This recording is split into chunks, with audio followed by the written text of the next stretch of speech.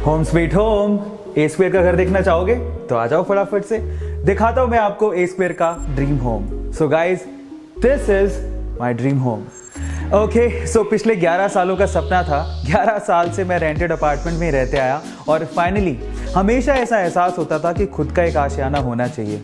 और मैंने कभी वैसे सोचा नहीं था कि बेंगलोर में मेरा खुद का घर होगा, और फाइनली मैंने अपना ड्रीम होम तैयार कर लिया है और वही मैं आप लोगों को दिखाना चाहता हूँ। बहुत मेहनत से और बहुत सपने से मैंने इस घर को सजाया है और आप लोग इसे ज़रूर देखिएगा। चलिए मैं आपको सैर कराता हूँ मेरे घर की, लेकिन उससे पहले मैं आप लोगों को बताना चाहता हूँ कि एक्चुअली ये जो घर है वो सपना पूरा कैसे हुआ। फर्स्ट ऑफ ऑल वेदांतु, और thank you so much Vedantu and Anand sir, Vanshi sir, Pulkit sir, जिनकी वजह से मेरा सपना पूरा हो रहा है, आज हो चुका है और अब मैं आपको सैर करवा रहा हूँ। सबसे पहले मैं आपको दिखाता हूँ डोर से एंट्रेंस। मुझे पहले अंदाजा ही नहीं था कि फोयर एरिया क्या होता है। फाइनली जब होम लेन में डिजाइनिंग पार्ट आ रहा था तो एंट्री पार्ट को उन्होंने बताया कि this is a foyer area जो हमें डिजाइन करना है। तो हमें बहुत सारे डिजाइन दिखाए जिसमें हमें डिजाइन बहुत ही सूदिंग लगा और उसके बाद हमने इसको डिजाइन किया। सो जितना भी नीचे दिख रहा है this is design by HomeLane only, and this mirror, ये जो डिजाइनिंग है basically mirror designing, that is done by Anil and company.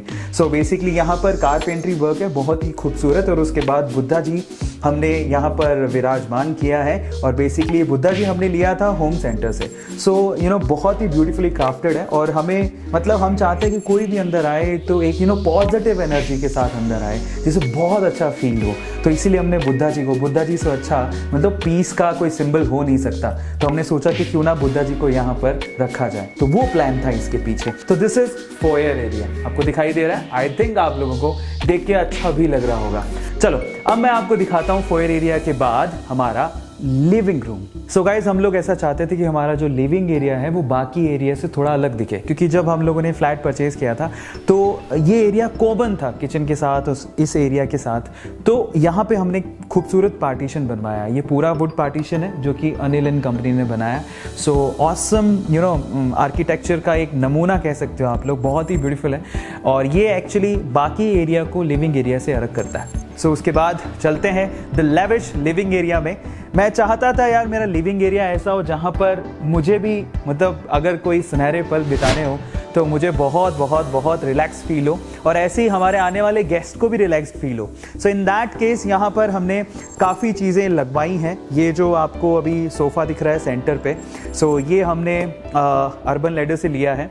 और ये जो चेयर आपको दिख रही है विंग चेयर, बेसिकली ये हमारे शुभम डी डेकोर से ये कम्प्लीटली जो डिज़ाइन किया है बेसिकली ये डी डेकोर से है, और ये शुभम डी डेकोर वालों ने डिज़ाइन करके दिया है।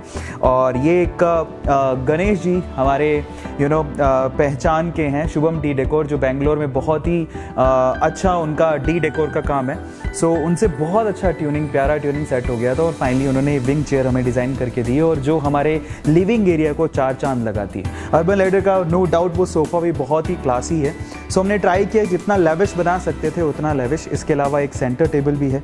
सो अगेन आप लोग देख सकते हैं वो भी पूरी कम्प्लीटली वुड की है। ओके, सो बस इसके पीछे का मकसद ये था कि मतलब यहाँ पर बैठ के बहुत रिलैक्स फील हो। कर्टन्स हमने again D decor, Shubham D decor से डिज़ाइन, एंड यहाँ पर जो कर्टन्स आपको दिखाई दे रहे हैं वो हमने वहीं से ही लगवाए हैं। सो ये पूरा डी डेकोर के ही कर्टन्स है। सो इस लिविंग एरिया की खास बात एक और है, वो है यहाँ का आउटर व्यू। चलो मैं आपको दिखाता हूँ। सो गाइज, ये 21st फ्लोर है, और बेसिकली इस व्यू की वजह से हमने इस फ्लैट को परचेज किया था।